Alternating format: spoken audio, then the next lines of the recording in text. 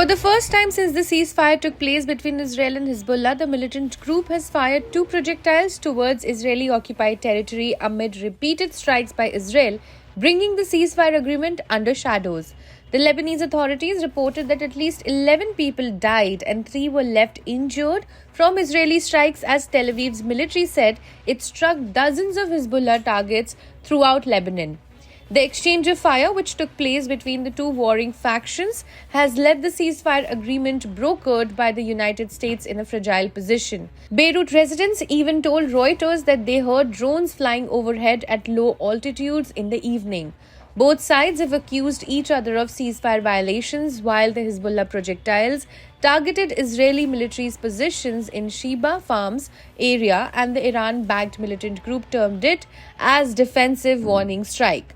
The IDF on Monday said that, and I quote, strikes were in response to several acts by Hezbollah in Lebanon that posed a threat to Israeli civilians in violation of the understandings between Israel and Lebanon. Israeli Prime Minister Benjamin Netanyahu also termed Hezbollah's strike a serious violation of the ceasefire and vowed to retaliate against it in a statement. However, CNN reported that the US and French government have warned Israel against the violations of the ceasefire deal terms.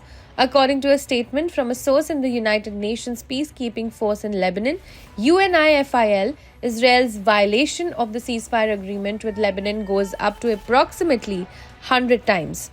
We hear claims that Israel is violating the ceasefire understandings in Lebanon. On the contrary, Israel is enforcing them in response to Hezbollah's violations, which demand immediate action. For example, when armed Hezbollah terrorists are identified in southern Lebanon or when they attempt to move weapons. Their presence south of the Litani River is the most basic violation of the understandings. Hezbollah terrorists must not be present south of the Litani. They must move north immediately. I want to emphasize, Israel is committed to the successful implementation of the ceasefire, but we will not accept a return to the situation as it stood on October 6, 2023. If violations occur, Israel will enforce.